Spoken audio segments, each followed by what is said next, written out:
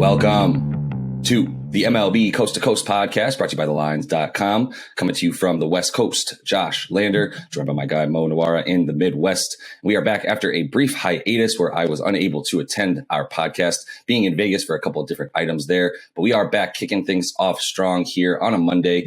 Plenty to choose from, ton of night games out here as well that we do like, so plenty to talk about. Make sure you are liked and subscribed to that page. Continue to follow along with us as we are bringing you these videos each and every weekday of this MLB regular season. Also want you to head to thelines.com where all of our great written content is up there every single day. All the articles you would need on all our summer league action and everything else coming up in the fall as well. So make sure you are on thelines.com there. And as always, if you do still need a FanDuel or DraftKings account, head to fdpicks.com or dkpicks.com. Find those listings in your area, such as what we've got for tonight's night games. Starting with the very first game we have here at 3:40 p.m. on the West Coast. We've got the Pirates in in Miami taking on Trevor Rogers. Mitch Keller on the mound for the Pirates, minus 155 for the Marlins there. We got Lance Lynn and the Sox taking on the Guardians. Cal Quantrill, minus 105 for the Guardians at home. Red Sox and Rays, a game we are going to talk about. Brian Bello taking on Matt Whistler. We do like runs in this game. We'll talk about that here in a minute. We've got the Phillies and Aaron Nola favored in St. Louis taking on Mike Mikolas and the Cardinals, minus 125 for Nola and the Phils.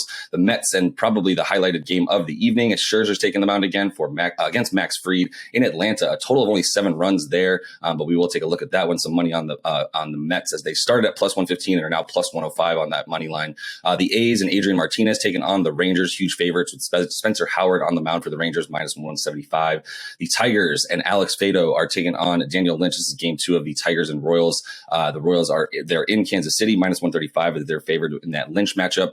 Sean Manaea and the Padres are taking on Jose Urena. We're going to look at that one as well. The Padres are about minus 150 on the money line right now in Colorado. And the Diamondbacks and Merrill Kelly, another matchup against Alex Cobb and the Giants, as they did last week as well. Cobb and the Giants minus 165 at home there. We are going to start things off in this show, Mo, talking about that Padres and Rockies game. A total of 12 runs in Colorado, not super surprising. But Sean Manaea and Jose Urena, a couple guys with sort of opposite xFIPs is really what I started to look at with these two guys and what you can expect from both of them. So where do you start in this one? And I'm assuming you like the Padres.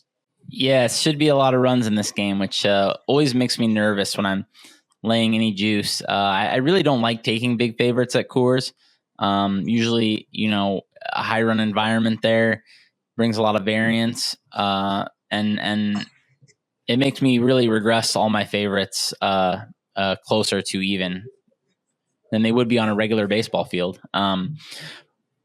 And the Rockies have also been a team I've been backing all year, especially versus left-handed pitching. Even though they have slipped to 12th in WRC plus for left-handed pitching. I think they were like 5th or something a week or two ago. So been in a little bit of a slump.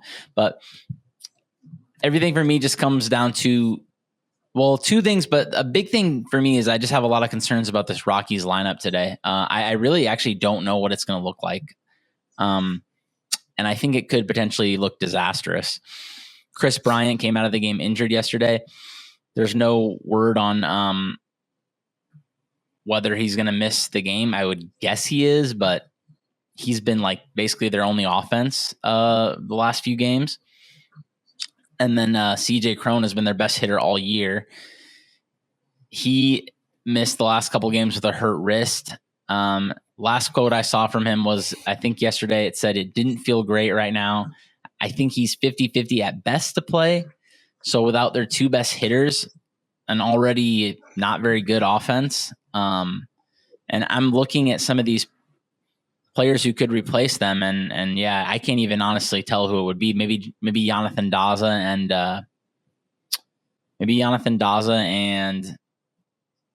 Elihuris Montero. I don't know how to pronounce this guy's name, but nice. Yeah, not very close.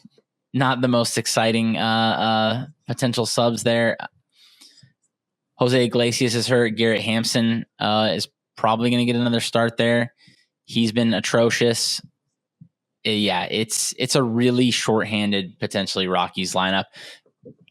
And yeah, like if Cronin and Bryant play, I mean, I think this line is probably fine, but I'm thinking it's like maybe 50-50 at best with both of them. And then Urena is about as bad as a major league starter gets.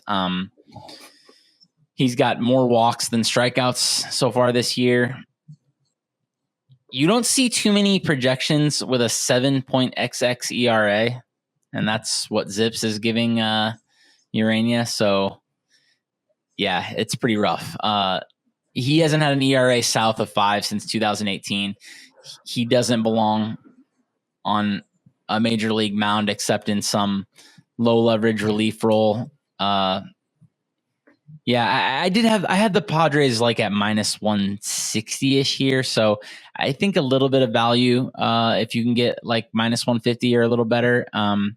It's not a ton because, like I said, it's tough for anybody to be that huge of a favorite in Coors when any pitcher can get rocked. But I do think Manaea is so much better than Urania, and then with what the lineup the Rockies could have out there is very, very troubling.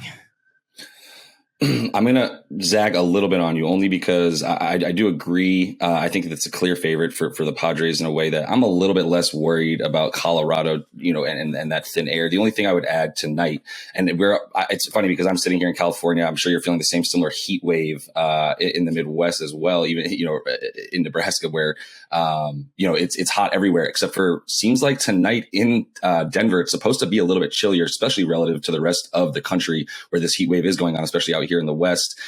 Might be up closer to 60, 65 degrees by the time this game gets into like the second or third inning. You might be able to kill some of these balls, leaving the park a little bit of that heavier, colder air might be in play a bit. So, you might be able to get a little bit of a lower game than 12 runs, which is absolutely monstrous. Minus 110 under. I'm not going to tell anybody to go ahead and hit an under like that. 12 runs would be where I would consider starting to advise that, even in a place like Colorado. With two pitchers. Look, Sean Manaea has been much better, but still, it's really that expected FIP that we're waiting on him to kind of come back to, rather than that ERA, which is a little bit high for him right now. He's not anywhere near what his best year has been so far, especially when he was on the A's. But I still think he's a solid enough pitcher that my favorite bet in this game, without question, is the Pods. And I would even consider being tricky if I thought about trying to get clever and take an under, although that's not my favorite bet in this one either. So let's move on to another game though, where we are talking about the total in this one, where we've got Brian Bello and Matt Whistler on the mound here in this Tampa Bay Rays and Boston Red Sox matchup in Tampa. A 7, it's depending where you're finding it right now. Make sure you are on thelines.com, where we have those great odds tools for you to shop those lines for each of these games. We've got 7.5 on the total that we're really playing this Boston Tampa Bay game. Over is minus 105 in this one. I know you want to start with the total of this game before even talking about a money line. So what's your first angle in this one? Yeah, it's actually, so I think, first of all, I think it's actually Bayo. I thought it was Bello too, but I think it's Bayo. And yeah, he's really a promising prospect. But I still think I have him projected like around a 4.5 ERA. Basically just looking at what the computers are saying. They're kind of all over the place. One of them has him south of 4. One of them has him at like 5.5 ERA. So, it's always tough to project a rookie. He was killing it at AAA, so I definitely do think there's a chance he's a good pitcher. He had a pretty rough debut, though.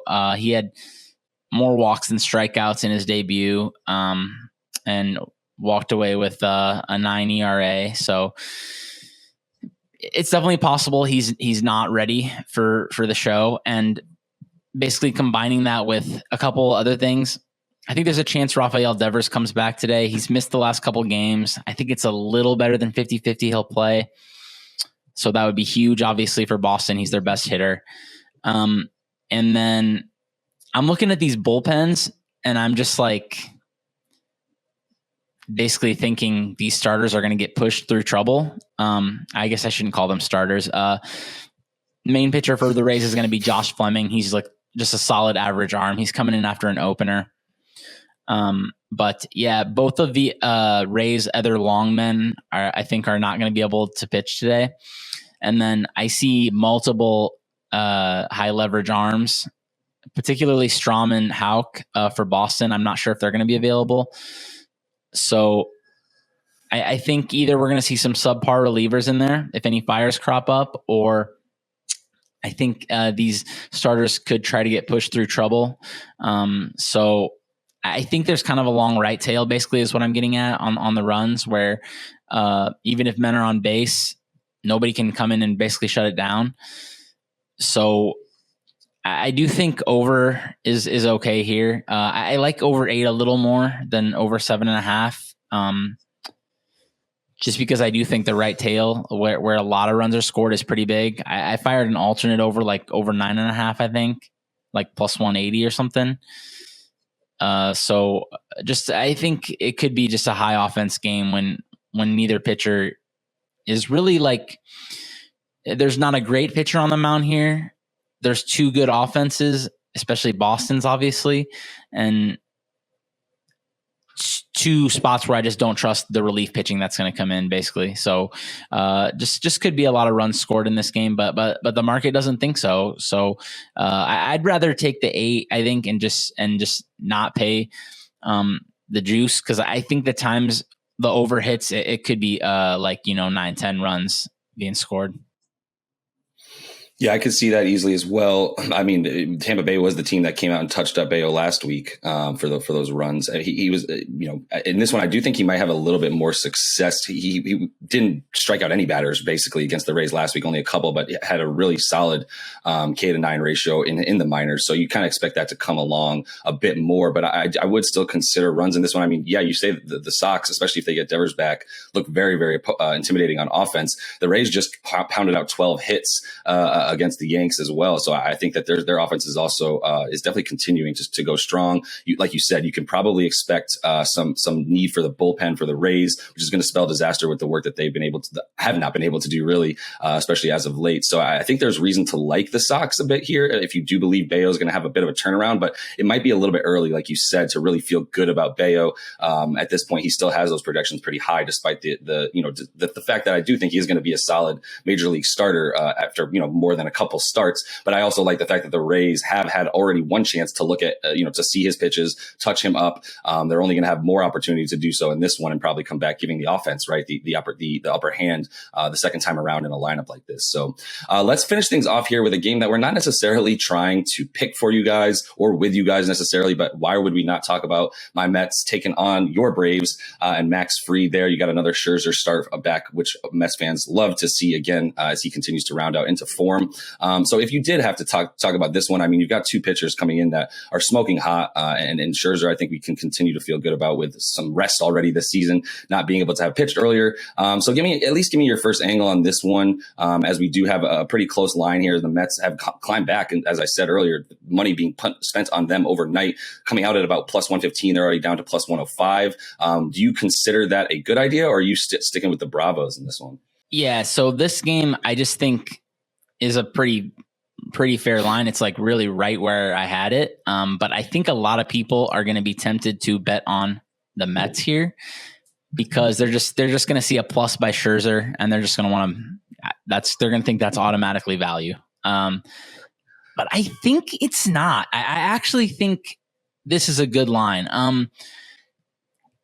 So Scherzer I think he crushed it his first start back.